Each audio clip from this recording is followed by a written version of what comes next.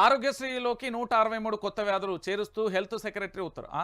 ఓహో! మా దాంట్లో ఆరోగ్య శాఖ మంత్రి మర్చిపోయినా, మాకు ఒక హెల్త్ మినిస్టర్ ఉండనండి. ఆయన పేరు దామోదర రాజనరసింహ. తెలుసా మీకు? మన తెలంగాణ ఆరోగ్య శాఖ మంత్రి అనేటైన ఒక ఆయన ఉన్నాడు అనేది మీకు తెలుసా? ఎందుకు చెప్తున్నా అంటే పెద్దబాబు కొట్టుకపోయింది.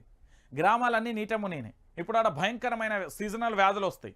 ఎందుకంటే ఆ నీళ్ళు ఇళ్లల్లో చేరి చాలా రకరకాల వ్యాధులు వస్తాయి. మా సార్ అక్కడికి పోలే.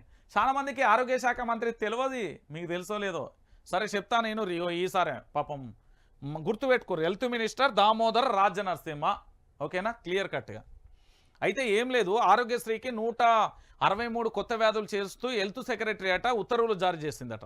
దీంట్లో 1375 రకాల చికిత్స రేట్లు సైతం రివైజ్ చేసిందట. ఆరోగ్యశ్రీకి అదనంగా 600 కోట్లు కేటాయించిందట. పాపం వీళ్ళకేంది అంటే అది ఏంది, నర్సుల బదిలీలకు సంబంధించి కానీ, డాక్టర్లకు సంబంధించిన ఎక్విప్మెంట్ విషయంలో కానీ, ఆసుపత్రుల కరెంట్ల గురించి మా సార్ మాట్లాడారండి. బాబు ఏమన్నా కనబడితే చెప్పండి.